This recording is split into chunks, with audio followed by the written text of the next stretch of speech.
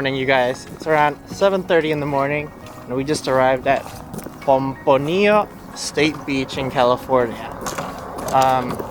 We were originally going to my favorite secret spot nearby here, but apparently it's closed to the public. I don't know why. They took away all the parking. It's really annoying. Whatever. Then I went to another beach, and the parking lot is closed till 8. And so is this one, but there's street parking, so screw it. We're just gonna park on the street and then go in. Alright, so there is a little bit of evidence of crab activity. Not quite as much as the beach we went to yesterday, but this one is way easier to access. So we're just gonna do this one. I see tiny crab bits. I think there's gonna be quite a few people that show up here later in the day. Whatever, we're here first. So let's get in the sand. It's pretty beautiful out here. There's a lot of birds. The waves are crashing a little hard, but you know, that's because of the swell and the period. It's not too windy yet, although the wind should pick up around 11. Alright, let's go get these pipes into the ground. Maybe here, I don't know.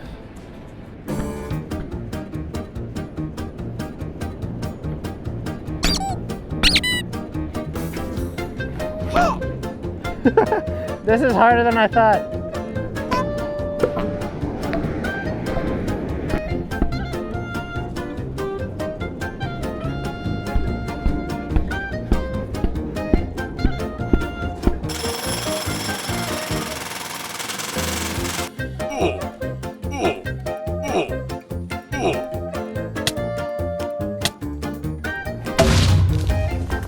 I think that'll do.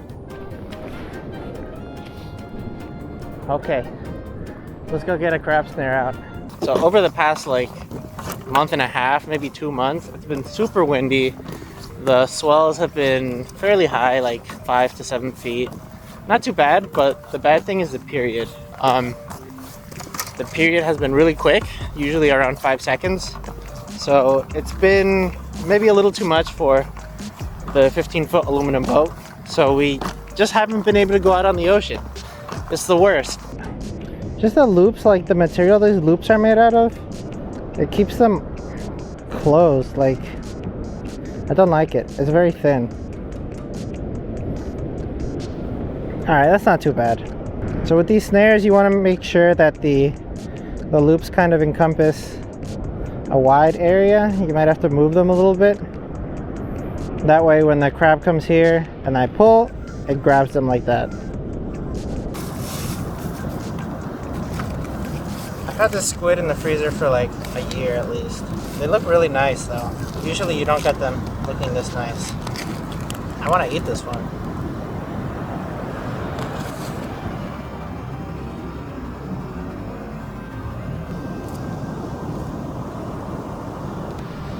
Okay, that should do it.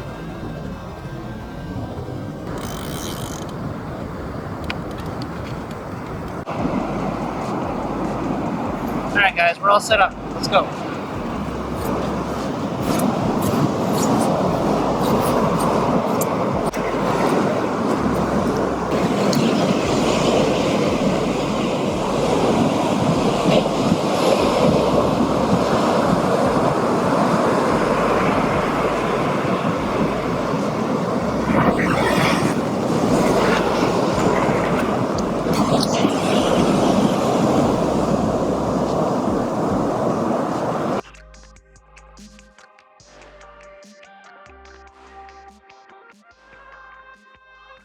You can definitely see the waves are dragging this guy around.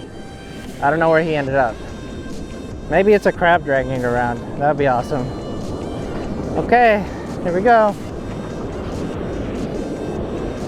3, 2, 1, pull. Oh, it's really heavy actually.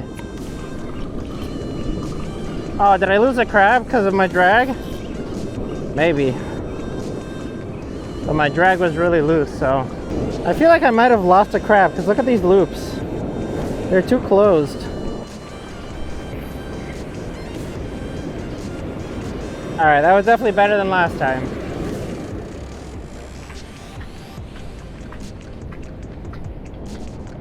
All right, let's give this one another look. It's only been maybe 6 minutes, but if there was a crab around, maybe it found it again. So this time, make sure my drag is tight. That's what I forgot last time. And here we go. 1, 2, and wait for the waves to come in. I feel a little weight right now, but I feel like it's the waves or like the sand. Wait, it's getting heavier. No, it's just the sand. There's no way. Oh, there's a crab on it. Yeah. It's a little one. That's a good sign. I mean, as he gets closer, he's not looking that little. You know, that's not terrible. Let's grab the ruler and see what we got here. All right, guys, so we got our first crab of the day. That's a really good sign. I think it might be a little short. It looks to me, so we're gonna give it a look and then measure it. It's a nice purple color, not too bad, but it needs to be 5 3/4 in order for us to keep it. Ah, trying to get me. It's too small, just like I thought, right there. So on the widest part of the shell, you gotta test it, and this one fails the test. So this is the small one. I'm gonna throw her back. You can tell it's a female because this I don't even know what it's called. It's like a flap. It's big and round. The males ones have a long skinny one. So let's name this one Janine and say goodbye. And hopefully she doesn't come and grab our bait anymore.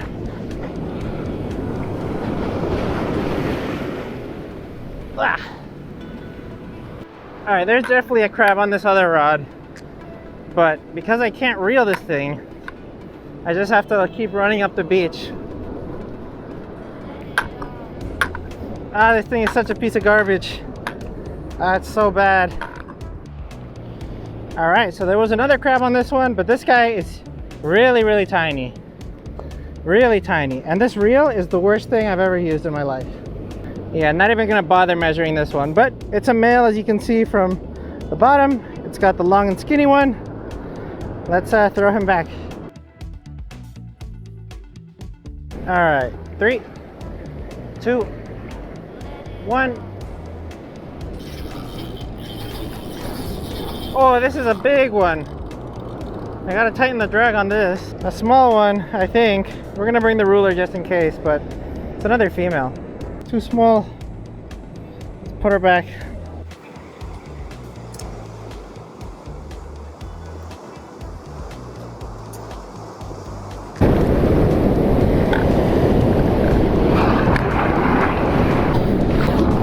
Another female. Oh, it looks like a Maybe. female. It is a female. It's a keeper. She's right around 6 inches. Yep. Cool. A 2 in the box. That makes 2. They're about to fight.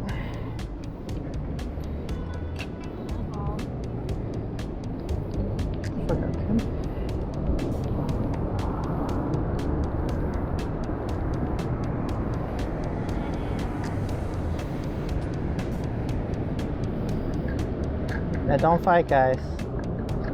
But I know you will.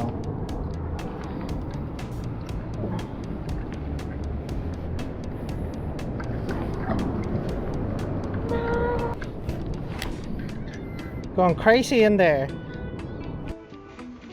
Alright, so here my audio cut out. But basically what I wanted to say about this one is that the bottom of this crab is really, really clean.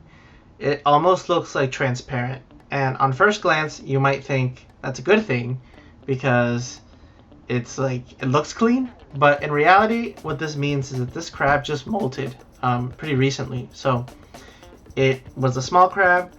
It's going to grow into a bigger, meatier crab, but at the moment, because the shell is so clean, like there's not that much meat inside of here. And if you actually like pinch the legs, you can tell that they're a little overly squishy. Like there's not much meat inside. So that's not the greatest sign, but We're gonna end up taking this crab because it was one of 2 keepers that we got that day. So bad luck for this crab, otherwise I would have let it go.